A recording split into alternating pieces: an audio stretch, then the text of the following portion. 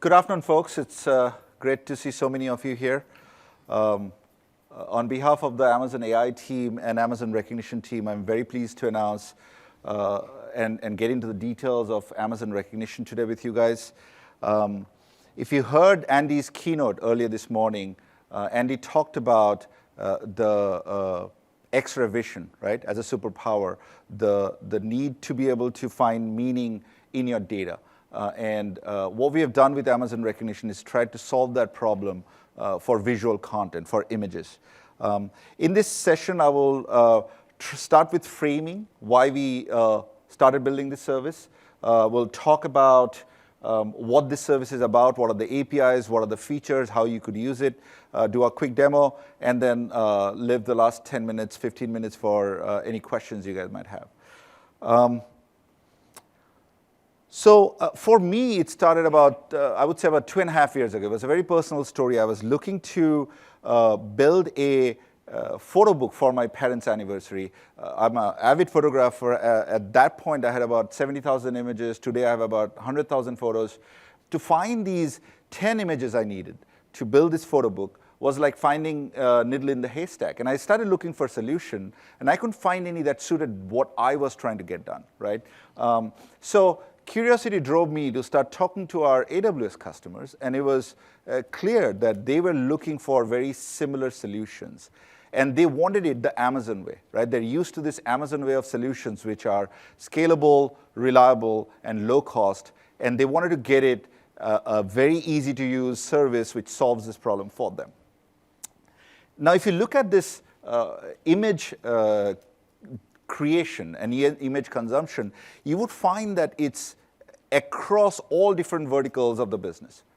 Whether it's selfie for sharing, whether it's family photos for framing, whether it's IoT devices generating images from your home space or in public space, for public safety, police body cams. There are retail, in real estate, in hotels. Images are getting generated at a faster rate than ever has been, getting consumed at an even faster rate. And with the advent of augmented reality and virtual reality, it's just going to get even more. So what's interesting is the growth is explosive, right? As you could see here, the expectation of just consumer photo. These are photos you and me, we take from our cell phone, our cameras, and upload to the social sites. It expected to grow 9% CAGR to 1.2 trillion in 2017. When we looked at the images and this graph represents the images that are stored in S3, and for 2016, we only had data up to Q2, you can see that exponential growth of storage of image even within S3 from our customers. So now, the haystack that I started looking at just got bigger and finding them a little harder. And customers are trying to build smart app that needs a lot of visual content that is as input or output. So how do we solve this? Introducing Amazon Rekognition. It's a deep learning-based image recognition service. We have, from the day one, we have built this to scale, to deal with a wide variety, quality of images that are coming from sensors that are out there, so to say, the images in the wild. Basic set of features that we are launching with are 4. We have object and scene detection. I'll get into the detail of each of these feature set and how you could use each of these and reference implementation of them in next slides. There is facial analysis, there is face comparison, and there is facial recognition. Now, before we move on to this feature, the most important part of this service, and it's true for not only our service, it's also, I'm sure you guys heard about, we announced Poly, as well as Lex earlier this morning. All of these AI services, we have taken a lot of care to make sure that they are deeply integrated with existing AWS services, so that getting these AI capability of the workload that you already have or data that you already store is very, very easy. It's a few lines of code, and all of a sudden you have these capabilities in your app or your service that you already have in place today. Let's dive into each of these. So the first one I want to talk to you guys about is object and scene detection. This feature would allow you to detect object, scenes, concepts from images that you pass to the system. At launch, we support thousands of these object scenes and concepts. The return that we give back to you is a set of text. We call them labels, and hence the API is detect label. In its most basic, simplest form, it takes in an image, any sort of images, and returns you a set of labels with confidence score, a probability score of what we think of that image being in this, of the object being in this image. Now, there are couple of things to call out here. We do take images as just base 64 blobs, if you may, or we have built it to take in S3 URL information directly.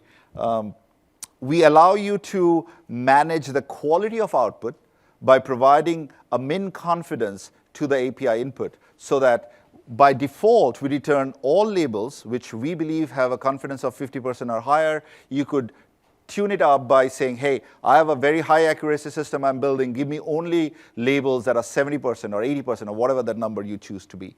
The response is essentially a set of labels and a bunch of confidence. For the input, again, you can set a parameter to say how many labels you want of the system. Is it 1? Is it 10? Is it 20?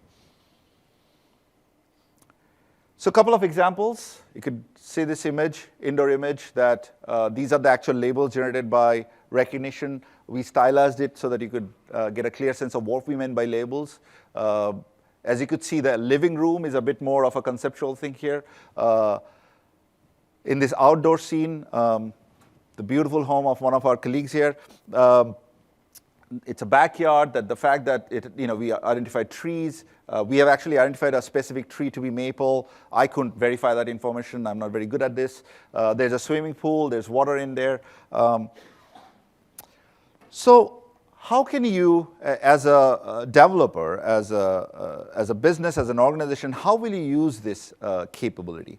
And we talk about this here. At a very high level, think of this API enables you to create dynamic search indexes. So you could now search through massive amount of content, be it for photo sharing, social photo services, be it in the archives of media or news. You could use that for filtering.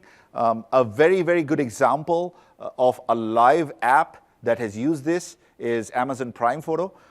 We support free photo storage for Prime customers, and that app, which provides you search capability, is powered by Rekognition.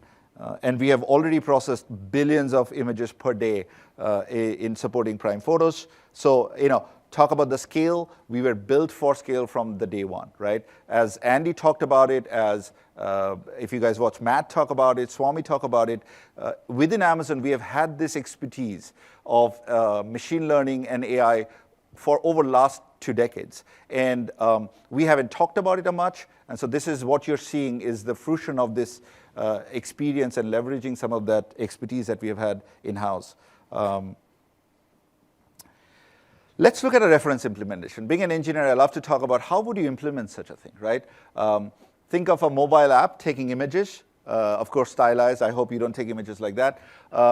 You can upload your image to S3. If you're already doing so, fantastic. If you're not, start looking at S3 as your object store. If you're already uploading your images to S3, now you could trigger a Lambda function from the upload event.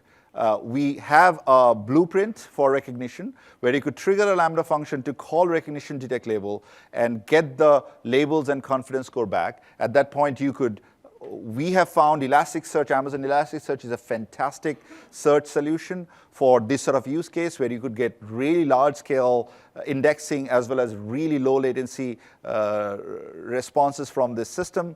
And in this case, we are showing a stylized image of Seattle. You could see that our system of detect label has identified the mountain and the building, and you could then use that to create property search as an example here.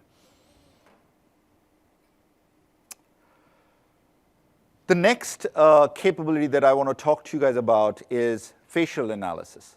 In facial analysis, we have two parts of the system.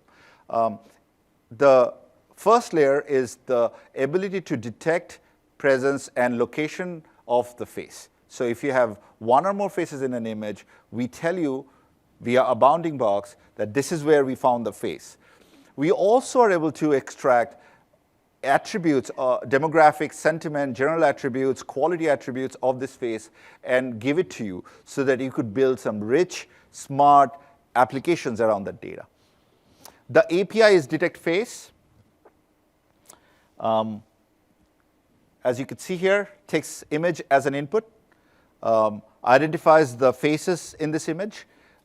Then you have an API key that you could control how much data you want. You could just use it for the detection that, hey, just give me the bounding box, I don't need the attributes. Or you could additionally provide us a switch to give you attributes, and that I'll show you in a little bit. But here, as you could see, we provide attributes like emotions, whether the person is wearing eyeglass, whether they have sunglasses, what their gender is, and some confidence score for each of these attributes as we have identified in the faces. A visual example always helps here, right? So as you could see, the way we want to think about the attributes of output of facial analysis is demographic attributes, sentiments, landmarks. If you are interested in using the landmark to put those stickers on faces, you could easily do it now. We get some information of image quality, as well as some other general attributes, like whether this person's mouth is open, if they're happy. So in this case, you could see we think 97% that it's a male. The eyes are open. Dude seems to have a mustache. Fair enough. Beard is smiling. And also, we know that there's some brightness and sharpness attributes of this image. Let's talk about how, as a business, as an organization, as an app developer, how would you use it, right? Think of the power, think of the rich metadata now you could get from images that you already have and or images that you are able to capture on a real-time or a batch mode from any interface that you have created which is able to capture images. Online dating, a great example. We are able to recommend better faces. There are these apps, I don't know if you guys know about swipe left, swipe right. Anybody knows about it? Yeah, so we could probably provide better recommendation based on these image attributes, based on who you like more if you were in that, and give you recommendation based on that.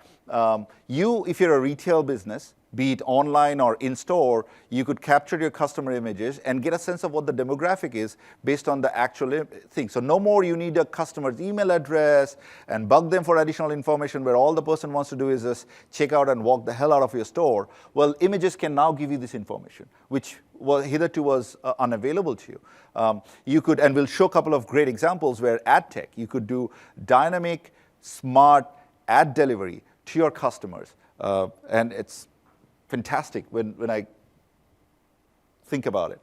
So this is an example of kind of the retail experience, right? A customer, whether in front of the computer, if you can share their webcam, or in a store where you actually have cameras all over the stores, you could see how they're behaving, how they're responding. You could provide immediate customer service, right? Because the data is available. The low latency, high scalability allows you to get this data in seconds and respond to it quickly while the customer is still where they are. So you could provide better service and not lament on, hey, I lost that customer because they were really sad. I think that person has migraine, but she's sad and maybe she's not finding what she's looking for, right? So how do we help her? Get up in front of her, hey, can we help you? Can we find what you're looking for? Is there a product that you need that we can find for you, right? Or maybe just you need a glass of water. How would you implement such a thing, right? Again, a big part here is the ease of use. And the ease of use comes from two aspects, I believe. One, our APIs are designed to be very, very simple. You could start coding against our API and be done in an hour or so, because I've done it myself. And the other thing is that if you have existing workloads in AWS, if you're already storing data in S3, you could get this rich metadata with just a few lines of code. That is amazing, right? You could disrupt the entire industry, depending on where you are, just by a few lines of code. So think of this implementation. You have a live image capture from an in-store camera,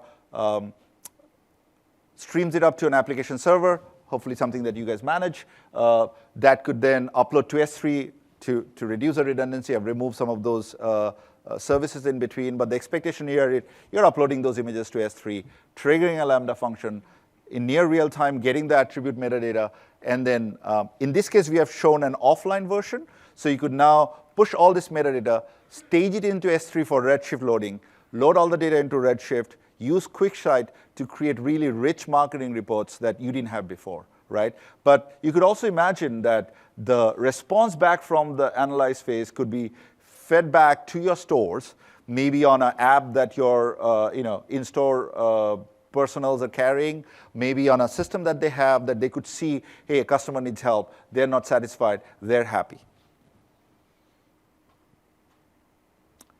I love this example, right? This is an example of targeted marketing. Here, the fact that we know the demographic, we know the sentiment, we know the other attributes of a customer, the fact that you could have a digital billboard or an electronic display in your store which has a cam attached to it, capture the customer within seconds, analyze the face, and deliver an appropriate ad to that customer. Again, if the customer lingers around and their expression or their sentiment changes based on the thing, you could react to it and change it on them again. Now, in this case, you could see this well-shaved gentleman, he sees a shaving ad, whereas the lady with this very cool glasses sees a not-so-cool glass ad. Yeah, I didn't like that. The shapes were weird. So how would you implement that thing, right? How would you implement such this very high-tech, if you may, this very fantastically magical experience? Well, it's just the low latency scalability, ease of integration with the rest of AWS that makes it happen. Face image is collected, you send it to your application server, you get a near real-time response from Rekognition detect face with not only the face, also the attributes along with it. Using the attribute, you make a quick decision, retrieve the corresponding ad image, and display the ad image to the thing. And you could get this done in a matter of seconds at this point.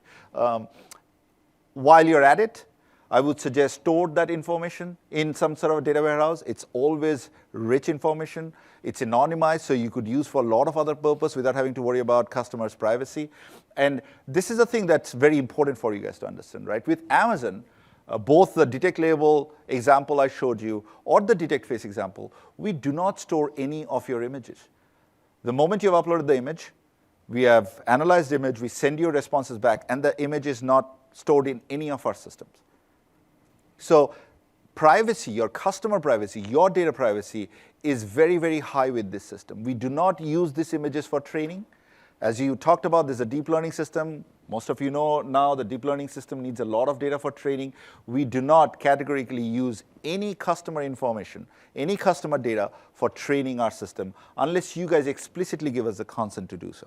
So you could store the attributes to a data warehouse and then do some really rich, fast, massive queries against Redshift and have much more knowledge of who your customers are and how they're reacting and whatnot. The third feature that I would like to share with you guys is face comparison. And essentially, it's just a face-based verification. Sounds simple. It's not. Because what we have built this system for is to identify faces in all different, color, highlight, background, real images. Though the demo here, because I wanted to impress you guys with the visual skills, are the slides here are very high fidelity images. In the demo, I'll show you some much lower quality images and how our face comparison performs. The API is compare faces. It takes a source image where ideally you should have one face, because that's our reference face, and it compares to all the faces that are available in the target image. And we send you a similarity score of the source reference face across and match it with all the faces that we found in the target image. You could set, again, the ease of use of our API. For every API that we have designed, we have carefully crafted it so that you can have control. You can change tune up the quality, tune down the quality. You could get better precision, you could get better recall using our service, and we have provided you those keys so that you can control your destiny a little more. So here we, for instance, compare faces takes similarity threshold as an attribute, and you could set it up and down. To see whether you want really similar faces. In an authentication case, you might want to use a very high similarity, 99, 98% similarity. Whereas if it's just about, hey, is this person legit to be in this room, you might be okay with 85% accuracy.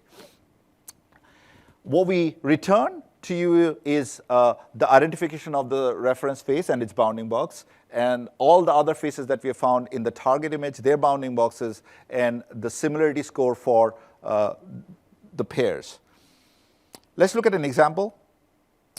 This one gets me every time. I still don't believe that these two girls are same, but my team has confirmed that they've verified multiple times, and it is the same person.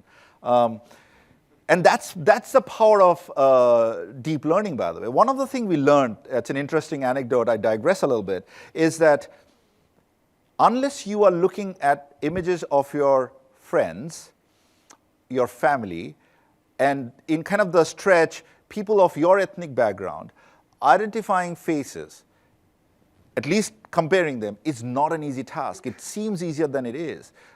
When I go through, a colleague of mine, the guy who heads the science team within my organization, every time he'll bring me pictures of some family member, and there'll be like at least 10 times I've had like, these two are the same person, and he'll come to me, they don't look alike, right?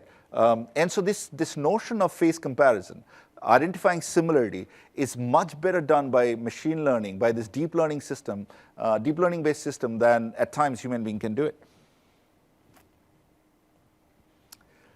So what are the business cases? How could you use it, right? That gentleman is trying to get through the turnstile. You could see that face comparison could help you in entering. Now, a word of caution there, if you want to use face comparison as an authentication mechanism, make sure it's part of a multi-factor authentication, right? That just is the right way to do it. Because if you have a twin, they look alike, they could go and take all your money from bank. Twins do that a lot, by the way. You could use comparison in public safety, right? Finding, this earlier, I don't know how many of you are in the State of Union for AI. Motorola Solutions did this fantastic demo of missing person, where they're able to use the police body cam to find images and people in the streets and match it against a database that they've created, match it against the person of lookout, and see if there's comparison to find missing persons that they would have otherwise missed out on. They've also done a fantastic integration with Lex and Poly to make it a completely hands-free, wide communication system that not only is a person found, it also can be communicated to other personal close in that area. You could imagine that you walk into Venetian Win and they know you because you've come here every reInvent trying to launch product and get ridiculed, but they'll know you and they'll give you great services, right? Exams, if you're taking an online exam or online poll, now most of them, when you register, you upload an image. This time when you get in front of the computer, you could use the face to make sure that the person sitting in front of the test, person doing the polling, is the person you expect them to be. Implementation, again, it all begins with image. That's why we call it image recognition. Pass it to your application, stream it over to compare faces. We send you a comparison score. The idea here is that if you look at this flow here, the expectation, if I'm building the app, the idea was that I'm building an app. I know that Ranju had signed into my app. So I know Ranju as a user. I take a picture of, when I say confirm you as Ranju, I take a picture. I know it's intended to be Ranju. So using that, I can then go into Amazon S3, pull the registered face, and do a comparison and give a verification back to the app. So a fantastic way of authenticating users of your apps.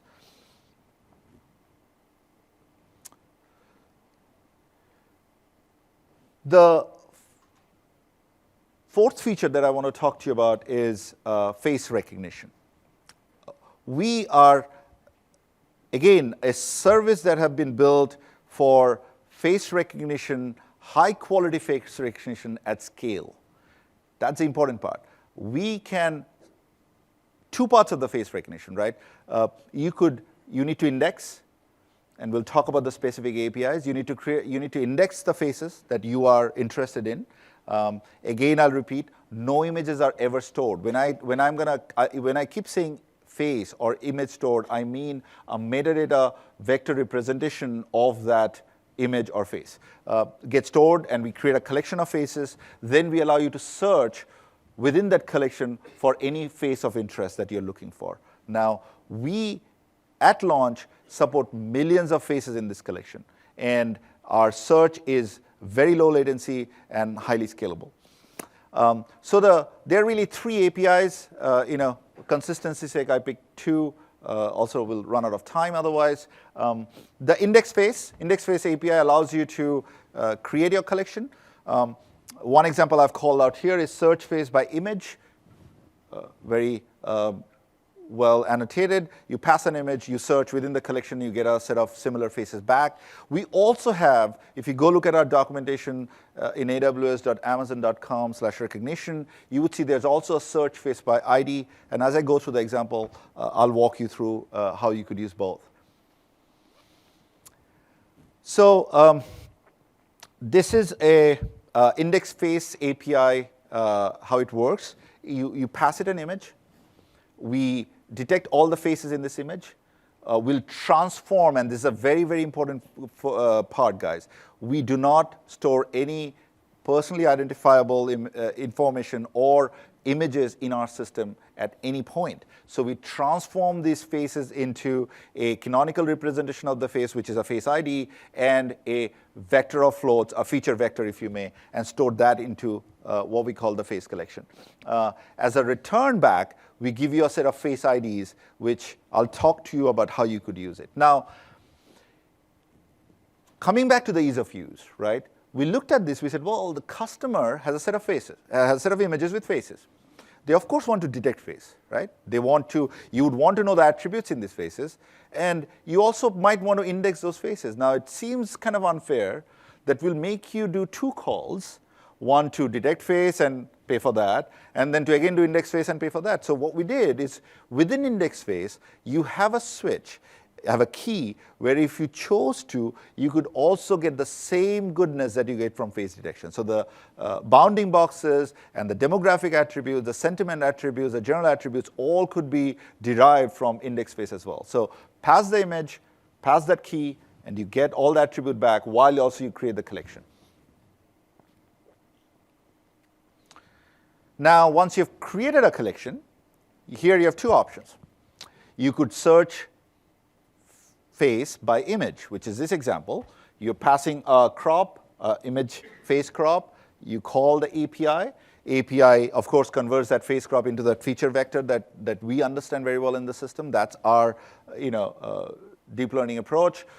We then use a nearest neighbor search, a hyperspace search, if you may, to find similar faces from the collection and return you a similar set of faces back. Now, as I told you, and I'll show it in the implementation, because we return a set of face IDs back to you, let's assume that the last image that you did index face call on, you got 4 or 5 face IDs back. If you wanted to just see if any of those faces are also in the collection, similar faces in the collection, you could call search face by ID and pass those face IDs back to us and get a set of similar face IDs back. There is, and I'll show in the implementation, the expectation here is that as a developer, you're maintaining some sort of a Dynamo or a Aurora DB table where you're maintaining your face ID and an image context so that we don't have to store the images for you. So a visual representation of what we think search face best denotes is this. You pass us a face image, and we find that face, similar faces, from a large collection of faces. Now, of course, again, as I repeatedly told you guys, this is a visual representation. We actually do not store any of the actual images in our system.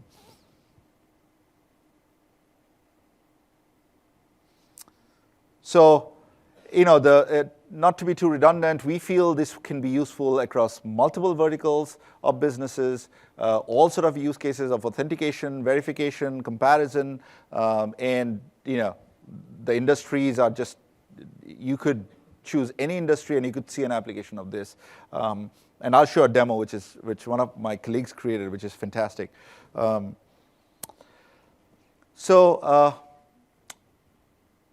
Index face, again, imagine you have either an archive of, again, the one thing to call out here, because I rushed through it a little bit in the earlier slides, is that though all of these examples I'm showing you is more real-time, transactional in nature, we also support batch processing, right? Our APIs were designed for both batch and we are very aware of customers already having a ton of images in S3, right? So for you to write a complicated pipeline to extract all those images, download them and then upload them just didn't make sense. So what we have done is we have provided seamless batch operations so that you could very easily process your entire bucket of images and have Rekognition provide you with the metadata that you need. Bless you. So you call index face. We store the face vector along with a face ID. We return you the face ID back to you. You could then create a person details table on your side, which is essentially the face IDs and the image so that you could fetch the original image from your S3 bucket whenever you're ready. Now, if you want to look for a reference image, be it by ID, be it by image, you could call search face. We'll return a set of face IDs back. The fact that you already have a person detail table, you could match that face ID, get the S3 URL, pull the images out, and voila, you have a fantastic visual search experience available to your app, customers, or just service. So let's take you under the hood a little bit. We have built a deep learning-based system. And at the crux of it, it's deep learning replaces handcrafted features with learned ones. And to learn these ones, you need a large amount of high-quality training data. The learning occurs very iteratively, so it's a very, very expensive process. Takes time. You need a massive amount of image per object, per concept, per label, and then you need to iterate based on feedback. So I want to show you a bit under the hood the ease of use. This is a third aspect of the ease of use, right? So you have this very easy-to-use API, deeply integrated with the rest of AWS, and guess what? You guys don't have to train your own models. You don't have to worry about the iterative improvement. You're going to naturally get any improvement that we're making, any labels that we are adding, and we are adding labels almost on a daily basis at this point, just out of the box. No upgrade needed, no deployment needed. Just call the API and you get the benefit of our continual improvement. And we have been building this over years. As I said, Amazon has been at AI for a long time, and all we did is we heard your feedback that you wanted a solution the Amazon way, and we leveraged it to build this solution for you. So this slide is a bit too much to grow, but in a simple way to look at it is just if you follow it from top left, we start with an image sourcing process, which generates an unlabeled image. The unlabeled image is passed to a human-aided active learning system, which does image annotation, validation, as well as object localization. Then we have now a truly labeled, verified image, which we put into a database of the version control database of training and testing data. That's then used to generate the model, which is kind of bottom right, moving up. That's used for our inference, and that's the response you get from the API. Now we are getting feedback from customers. We are getting feedback from our own QA people that they're reviewing these labeled images, as well as there are feedback generated by the system itself. And we have applied a bunch of machine learning technique even within the active learning loop to get really fast, better at creating this data. And so that feedback loop goes back to improving our image sourcing, get more images, as the case might be, or just tuning our machine learning techniques within the active learning loop. There are two parts to this, the processing, the annotation, the ground truth processing, the label generation, if you may. There's a data pipeline. What we have done is we have built a data pipeline which is completely automated. So once we know what labels we want, which labels to improve, click of a button, the process starts and generates the data that we need, goes through the entire loop, and creates the ground truth. It's simple. The simplicity is important. Simplicity is important because you need to verify this very quickly. You need to verify in near real time. You need human being to be able to interact with this system very easily. So simple was a very, very difficult but also must-have in this space. We are able to generate very high quality data. Our ground truth are at an average at 98% accuracy at this point. And we are able to generate this fast. So we are able to create annotation at a very, very rapid rate. We are able to create millions of annotations per day because of this system. The second part, which we talk about machine learning, it's interesting that we are sitting here talking about artificial intelligence and machine learning, yet most of the processes that are dependent on machine learning needs human input, needs human validation. And we have spent a ton of time building this human workforce, which is elastic. We can have thousands of people spun up very quickly to do this work for us. We have trained them, so we trust them in terms of their accuracy. They're globally and culturally diverse. It's very, very important. A wedding in USA looks nothing like a wedding in India. And so you need your taggers to know the distinction that, hey, just the wedding is not just the wedding that, you see in USA. It could also be the wedding in China, in India, in Japan, in all different cultures, all different countries. And they're reliable, they're available. The right word there is really available. They're 24/7. We could spin them up, spin them down, and they're trusted. So, talk about the deep learning process. Essentially, we are using neural network for the inference. This is a sample of the neural network where it essentially all that's happening here is that we take an image, we pass it through the layers of our network, and in each layer we are trying to identify shapes. And the best way to think about it is that the earlier stages you are looking for simple shapes, and as you move through the layers, you are trying to identify more and more complex shapes to end up with a fully connected layer where we are using a classifier to generate the object, to predict what the objects are and what probability we think the objects are in the image. With this, I'll do a quick demo of our product to you guys. You guys have to bear with me a little bit because. So let's actually show you Amazon Rekognition in action, right? Enough talk. So objects and scene detection. This is our demo console. This is our console, so all of you who have access to AWS console can go and hit it right now. These are some sample images we have given to kind of highlight how the system works. As you could see, for this input image, you get a bunch of labels and confidence back.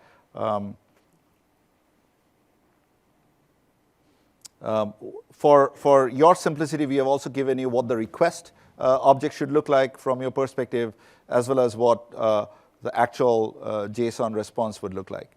In the second image, as you could see, we see city, we see downtown, we see buildings, we see high-rise. Let's play with some examples which are not as well curated, if you may.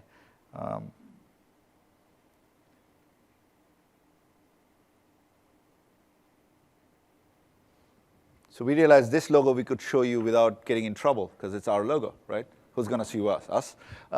So it's an important point. We don't do logo recognition, but as you could see, we have detected that there's a logo in this image somewhere, right? We detected there's some trademark going on, that there's a balcony, let's do a couple of other example.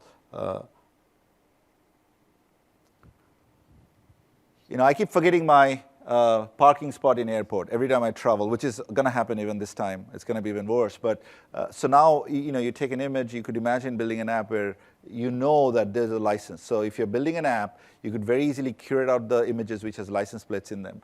There's some text in it. There's a car in it, and what sort of car it is. A good example of just the type of, and if you could look at this image, this is not a well-formed image, right? The person who captured this image is clearly haven't gone to photography classes, right? It's a colleague of mine, David, guys. So,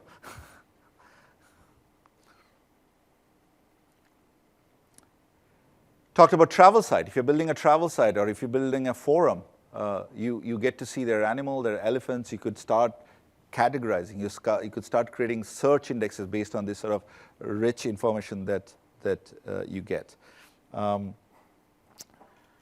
Moving to face analysis. So this is a bit more interesting because it's family. If you look at this example, we have detected 3 faces. The not so obvious green highlight is the one that's the selected face. And as you could see here, we know it kind of redundant. We have found it to be face, but we still have to say that it looks like a face. This is stylized text. The actual JSON response looks much more smarter. This appears to be a male, that this person is smiling. He appears to be happy. He has a mustache, has a beard. Let's see if the wife has a mustache. No, does not have mustache. Awesome. So, whew. Thank you, guys. I think I'm done for the day now. So you could see that, this is a bit more. So let's see if we have a couple of examples. This is me, very early morning, and completely unhuman-like. But we have detected the face, and it kind of has found what I'm doing. I don't know what I was doing myself, but it seems to have found me. It's awesome. Let's give you an example of face comparison. So again, the key point here, the images in the wild. We have taken a lot of pain, a lot of time, a lot of effort in making sure we are able to identify, able to recognize, able to detect things in images from all different type of sensors, of real-world images, right? Not only some curated. This is not a toy service. There's a few out there. We are not one of them.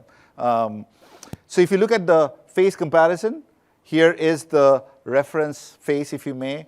And we have found this girl. Now, this really is a very interesting example, because if you see, the profile of the girl is different, her expression is very different, but we have found a 92% match with her and no match with the other 2% in this image. I'm going to shame one of my colleagues here a little bit. I don't see him. But I've got his permission, so I think we'll be okay. I couldn't hide his name, so you know his name as well. So here we uploaded Richard. Thank God Richard doesn't look anything like these cute girls here on the right. And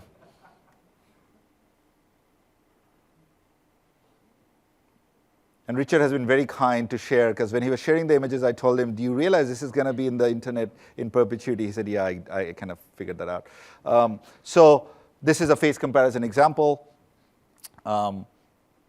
I'll give you a quick demo of face search. This is cooked by one of the head of our engineering team, and what he did is he went to, within Amazon we have this badges we wear. We have this badge image that all of us have to take. He went and used LDAP to index all the faces of the organization, and so then so he has created a collection of all these images, all the faces, if you may. And so now if I upload one of my face, let's see what the system finds. Please cross your fingers, guys. It's the first time I'm trying this, so seems like it's working. We are posting an image. It says post complete. Is it gonna give me something?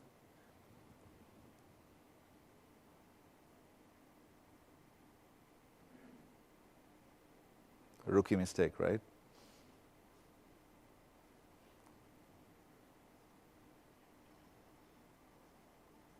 Ah, yes. Cache handling. So it found my face in this image, and it found the badge picture from the collection, right? So this collection is much smaller. to be fair, he has only created a collection of, I think, about 1,000 odd employees, but it found my face and returned you the most similar face in that collection. And again, not that I look much better in the right image, the left image I look kind of weird. So we did find the similarity. So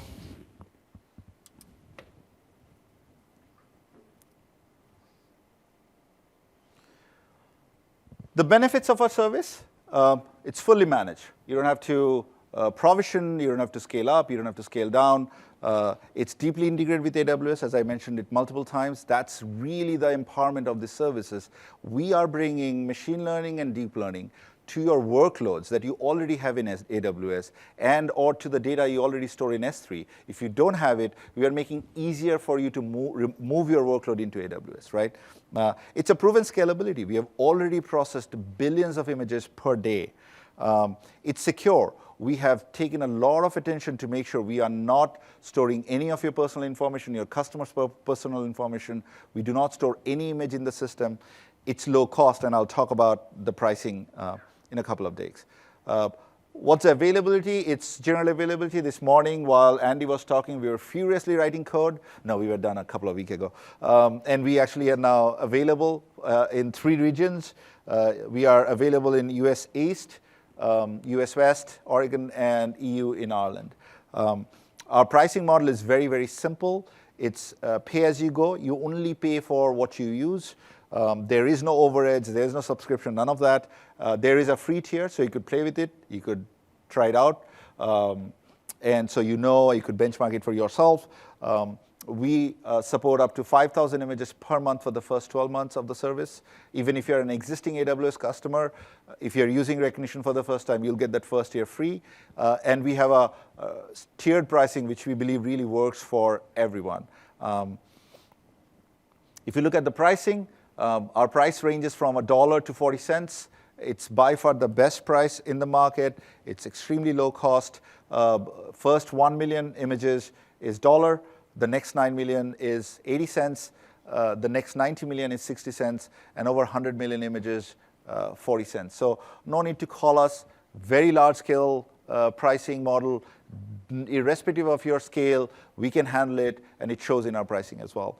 And you could see the deep discount as you get as you bring in more images to the system. In closing, a fully managed, easy-to-use service, right? Easy to use because the APIs are easy to use because the AWS integration, easy to use that you don't have to deal with the heavy data management that comes with classic deep learning. 4 primary capabilities. We have object and scene detection. And in this, we, at launch, supporting thousands of labels. We have facial analysis. We have face comparison, and one of the most scalable, high-quality face recognition in the market.